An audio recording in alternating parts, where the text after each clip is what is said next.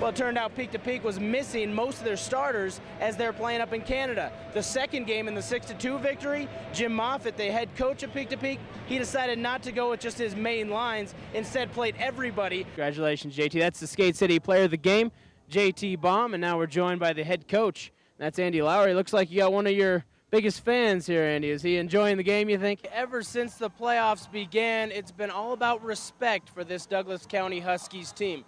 They haven't been getting enough of it. They still will run the football, so they're not going to just let this Air Academy team just sit back and defend the pass only. They'll mix it up a little bit.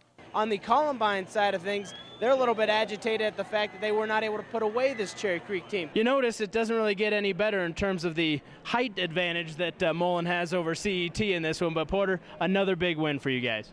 Who was told to go and play goalie for the soccer team? Greg Borchers. What'd he do? Shut him out for those 11 minutes, and Peak to Peak ended up winning the title in 3A boys soccer. Everyone knows Grant Parker of Cherry Creek has skill. Grant's going to go down as, and I know he will play more basketball games than any kid in the history of Cherry Creek. But Grant's just as impressive off the hardwood. His personality just doesn't have any enemies. He just, he's a very kind young man. A lot of that comes again from my parents and just picking and choosing your battles, and I don't think battles with other people I don't think it's a battle worth picking. Grant really is genuine. He really hasn't met a person he doesn't like.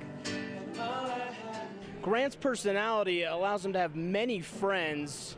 His celebrity status on the hardwood, yeah, that requires a little time and energy, yet he still makes time for all these other things. Meister Singers, he's president of the FCA, and he still makes time for the Special Olympics. The reason he's able to do all these different things, it has a lot to do with the game of basketball. Basketball has caused him to be disciplined. It's caused him to be a better time manager.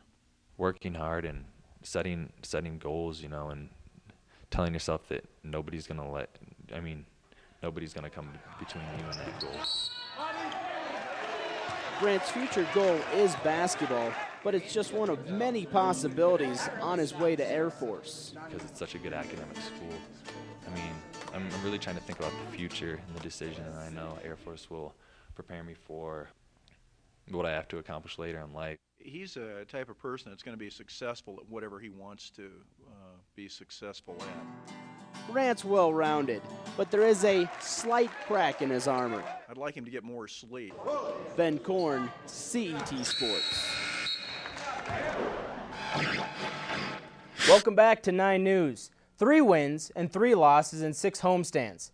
Last year, the Rockies didn't reach 3 series losses at home until August 10th. Joe Kennedy started tonight in the first of 3 with the Phillies. Kennedy is a perfect 4-0 on the season, down 1-0, gets some help in the bottom of the second. A solo shot by Vinny Castilla, his 8th, ties the game at 1. But this is where it gets interesting. Bottom of the 4th, Charles Johnson on first, pop up to second, but Perez lets it drop. Throws out Matt Holliday at first, and then walks over to tag out CJ, who's talking to his first base coach, to the strange way. Bottom of the 9th, runners on first and third, down by 2. Jerry Burnett's at the plate, and Jim Thome recovers and tags out Burnett just before he touches first. Phillies open the series with a 6-4 victory. Kennedy is tagged for his first loss of the year. Shannon Sharp, John Kerry, presidential candidate, greatest tight ends in the history of the game. So what do they have in common? They both can't seem to make a decision and stick with it. Sharp is contemplating an analyst job at CBS that would give him more cash than he would next season with the Broncos. When Sharp made a decision in April, it didn't appear the coveted analyst job would be available. But when contract talks with Deion Sanders fell through, Shannon became the coveted one by CBS. Sharp's agent is in discussion with CBS, and a decision should be made by next week. From one athlete's possible departure to another receiving no invitations. The revolving Olympic basketball roster added youngsters LeBron James and Amari Stoudemire today. The way things are headed, Denver looks to be the home of their next replacement, Carmelo Anthony. A quick look at Melo's resume proves his worthiness of an invitation. An NCAA championship in his first season with Syracuse, a second-place finish in the Rookie of the Year voting, and he led a Denver Nuggets program to the playoffs for the first time since 1995. The latter, being the most impressive when you look at the two most recent additions, led their teams to 12 and 24 games under 500 respectively. Miller would likely be competing against Ron Artest, Lamar Odom, and Sam Cassell if another spot did come open. Chauncey Billups made a case for himself tonight. Nets Pistons, Game 5, end of regulation. Billups half court. Got it. Send it to overtime. 2 sessions later, still undecided. Third overtime. Ryan Scalabrine, 3-ball, drains it. He was 5 for 5 on the game with 17 points, and he's a backup.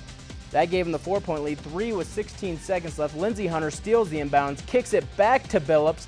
2-in-1 game. Not this time, Chauncey. The Pistons lose it in the Palace of Auburn Hills, 127-120. Tiger Woods may only have one tour victory this year, but his fan base remains strong. After the second day of the Byron Nelson Championship, Woods is giving his fans something to watch.